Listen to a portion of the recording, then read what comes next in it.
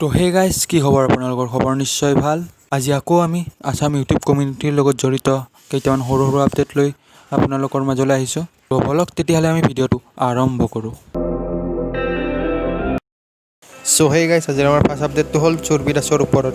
এটা বহুতেই ভাল খবৰ যে তেওঁ পুনৰ কালাৰ্ছ টিভিত এখন হিন্দী ধাৰাবাহিকত অভিনয় কৰাৰ সুযোগ পাইছে। আগুন নামৰ হিন্দী ধাৰাবাহিকখনত দেখা পাব সুৰবীৰ দাসক। সুৰবীৰ দাসলৈ আমাৰ ফালৰ পৰা বহুত শুভকামনা থাকিল।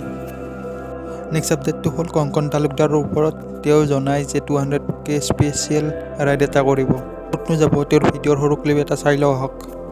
সাপোর্ট করিব 200K করে দিয়ক আর কিয়র কারণে আমার 200K হব কারণে আর বেশি না লাগে। তো আপনারা এই চ্যানেলটা যদি সাবস্ক্রাইব করা নাই প্লিজ সাবস্ক্রাইব করে দিয়ক। আর আমি 200K স্পেশালত for sure Biswanath Chariali আহিম। খেলত আকৌ আপাৰ আছাম ৰাইড আহিম গাইজ, আপোনালোকে ছাপোৰ্ট কৰক।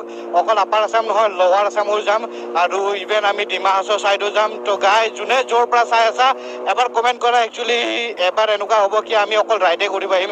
এতিয়া এই চাইডে আপোনালোকে ৰাহ পিছে ডিম্পুটো অলপ কাম আছিলে তিনিচুকীয়াত, এবাৰ কামৰ লগত ৰাইড কৰাৰ নিচিনা হৈছে, তেতিয়া অকল ৰাইডে কৰিম। তো আপোনালোকে ডিমা হাছাও হওক চাওক কাৰ্বি আলং সেইটো চাইডৰ পৰা যদি চাই আছে তেতিয়াহ'লে আপোনালোকে নিশ্চয় কমেণ্ট কৰি কিনে জনাওক আৰু ছাবস্ক্ৰাইব কৰক আৰু চাৰ্কুলেট কৰক, এই ভিডিঅ'টো শ্বেয়াৰ কৰক। সো হে গাইছ, আজি আমাৰ নেক্সট আপডেটটো হ'ল জুবিন গাৰ্গৰ ওপৰত। তেওঁ এখন নতুন ফিল্মৰ শ্বুটিঙৰ বাবে যোৰহাটত উপস্থিত হয়। ফিল্মখনৰ বিষয়ে তেওঁনো কি কৈছে অলপ জানি লওঁ আহক। চিনেমাখন এখন আন্দোলনৰ পটভূমিত 80s ষ্টৰী লৈ পংকজজ্যোতি ভূঞাৰ ষ্টৰী। কিছুমান সঁচা কাহিনী লৈ পেলাই কৰা হৈছে আৰু মই এটা বিশেষ চৰিত্ৰত কৰিছোঁ। মই গোটেই চিনেমাখনত নাই, বাট অকণমান বৈপ্লৱিক এজন আৰ্টিষ্টৰ চৰিত্ৰ কৰিছোঁ তাত।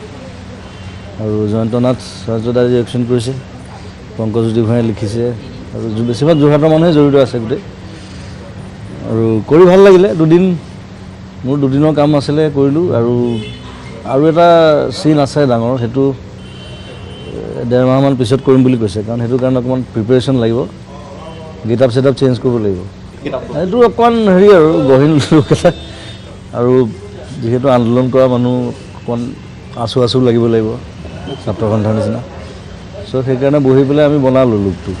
মই ছাত্ৰ নেতা নহয় একজেক্টলি, মই খালি মটিভেটৰ হয়।